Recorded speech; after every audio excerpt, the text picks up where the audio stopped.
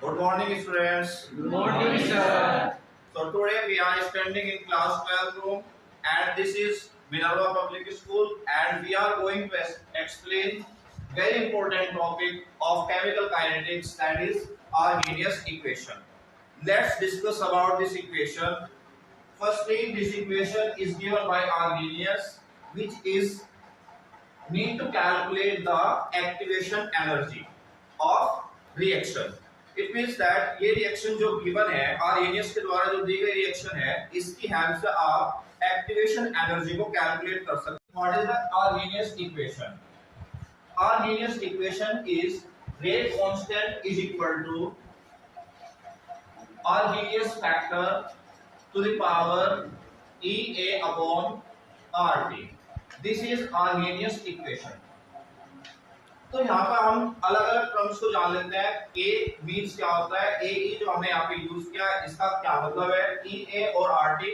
इन अलग अलग टर्म्स को यहाँ पर ब्रॉडली समझ लेते हैं. Where K is equal to rate constant, A is equal to Arrhenius factor,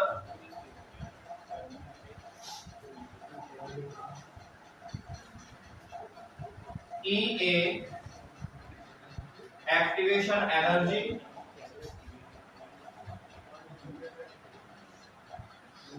R you know gaseous constant,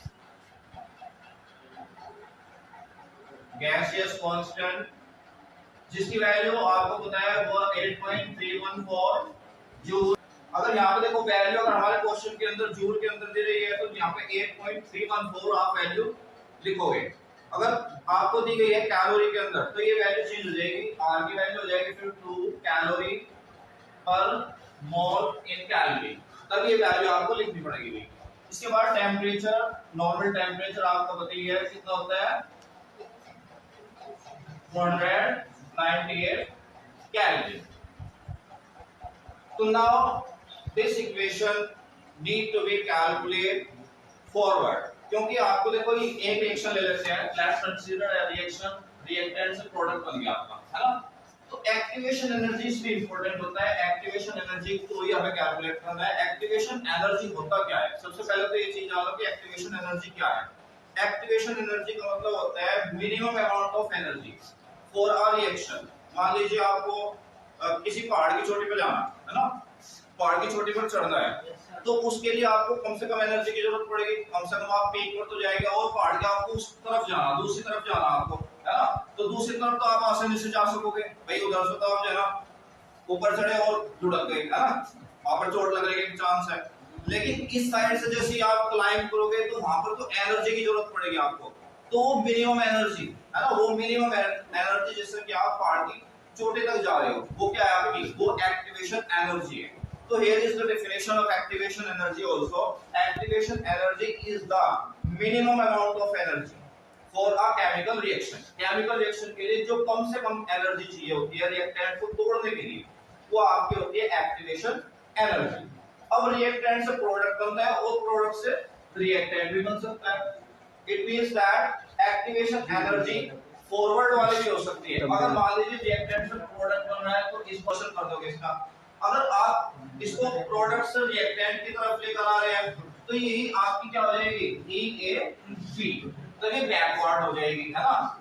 तो अब इसको और थोड़ा सा डेराइव कर लेते हैं इस इक्वेशन को. अगर हम इसको ln में कन्वर्ट करते हैं भाई, ln करने पर इसका जो ln करेंगे हम तो हमारी इक्वेशन क्या बनेगी भाई, तो इसका इक्वेशन बन जाएगा ln k is equal to ln a minus E A upon R T.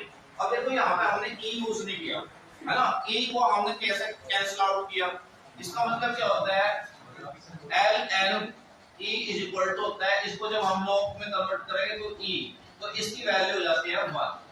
तो इसलिए हमने इसको यहाँ से हटा दिया और हमने ये इक्वेशन बना ली ln k is equal to ln a minus A upon R T.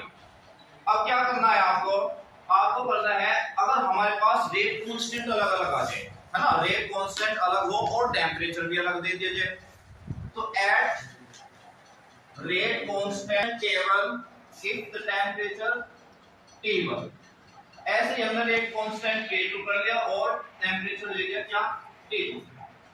तो इसके क्या आप क्या करोगे, देखो इक्वेशन बनानी पड़ेगी आपको पहले। तो ln K1 is equal to ln A EA upon R T1, ये टेंपरेचर 1 के लिए होगा एट ए कांस्टेंट K1 के लिए। आपने इसको इक्वेशन 1 बना लिया, ठीक है।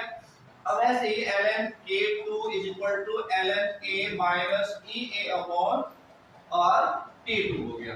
तो ये आपकी इक्वेशन हो गई कौन सी 2 हो गई। अब क्या करोगे आप, इक्वेशन नंबर 2 को फर्स्ट डिवाइड करो, ठीक है।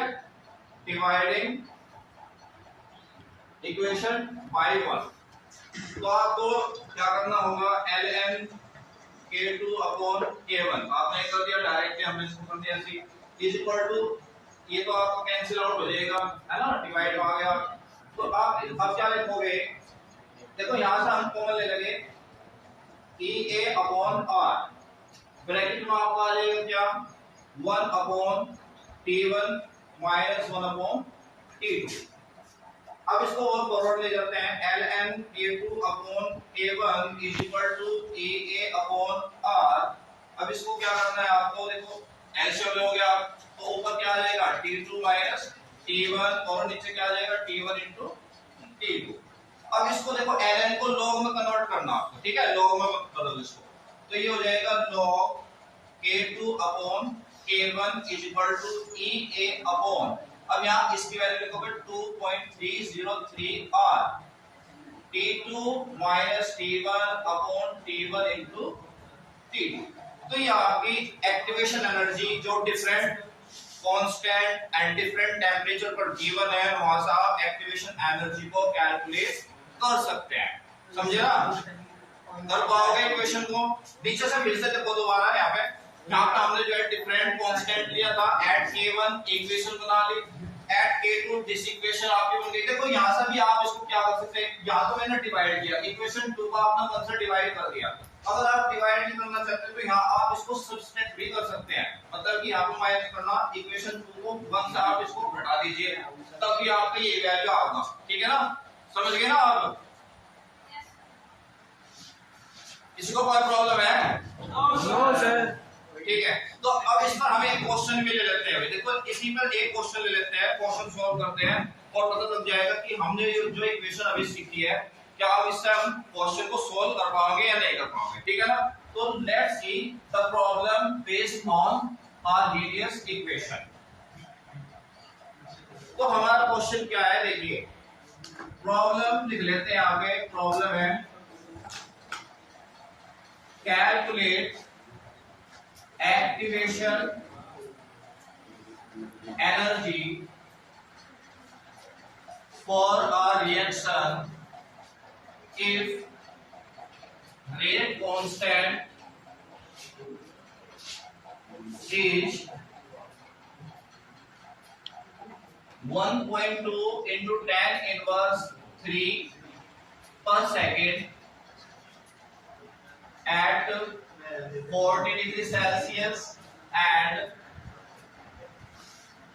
2.4 into 10 inverse 3 per second at 30 degrees Celsius।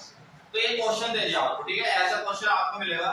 तो calculate activation energy for the rate constant is, आपको rate constant different rate constant दे रखा है। रेट कांस्टेंट आपके पास में 1.2 into 10 inverse 3 per second at 40 degree Celsius, एक तो 40 डिग्री सेल्सियस पर आपको दे रखा है और दूसरा आपको दे दिया है 2.4 into 10 inverse 3 per second at 30 degree Celsius पर, ठीक है ना। तो ये अब देखो, अब इसको क्या करना है, कन्वर्ट कर लेना है। पहले तो इसको केल्विन में बदल दीजिए आप, 40 डिग्री सेल्सियस जो आपको दे रखा है उसको केल्विन में बदल दीजिए। केल्विन में बदलने के लिए आपको क्या करना होगा, प्लस 273 आपको करना है अभी।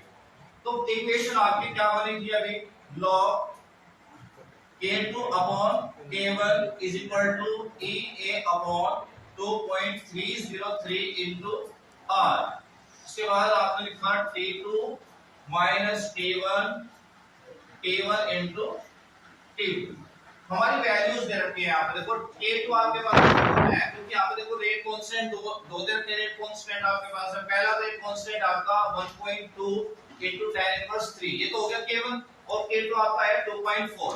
तो आप लिखोगे log 2.4 tan इनवर्स 3 अपॉन कितना 1.2 tan inverse 3 is equal to activation energy आपको कैलकुलेट करनी है 2.303 इनटू गैसेस कांस्टेंट की वैल्यू आपको पता है 8.314 ये आपने लिख लिया। अब T2 माइनस T1, अब टेम्परेचर आपका T2 क्या है भाई देखो, क्योंकि आपके पास दो टेम्परेचर हो गया, पहला टेम्परेचर आपका कितना है 40 डिग्री सेल्सियस और दूसरा आपका कितना है 30 डिग्री सेल्सियस। तो आपने यहाँ लिखा तो 2.4 आपकी K2 वैल्यू कितनी है 2.4, तो वो दूसरा टेम्परेचर कितना है 30 डिग्री सेल्सियस। तो 30 में जब आप 273 ऐड करोगे तो कितना बनेगा भाई बताओ, 273 में अगर हम 30 ऐड करेंगे तो कितना बनेगा कितना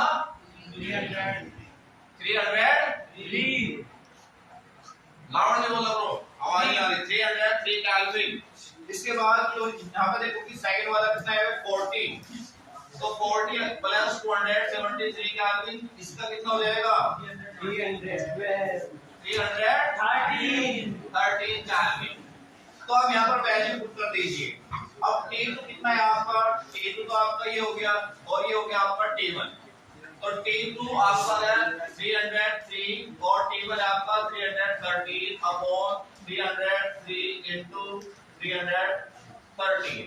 तो जब ये इक्वेशन यहां तक आ जाएगी फर्दर कैलकुलेशन आप इजीली कर पाओगे, क्योंकि आप देखोगे ये पावर से पावर कैंसिल होगी, यहाँ पे आपके पास क्या बचा log ये बच गया आपके पास 2 है ना, ये 2 बच जाएगा is equal to A8 upon 2.303 multiply 8.314 और ये 303 माइनस 303 इनटू 330। इसको आप फर्दर सॉल्यूशन इसका कर सकते हो और EA यहां से कैलकुलेट किया जा सकता है इजीली। तो आसानी से क्वेश्चन सॉल्व कर पाओगे अकॉर्डिंग टू दिस इक्वेशन, कर पाओगे? Yes sir. Okay, thank you.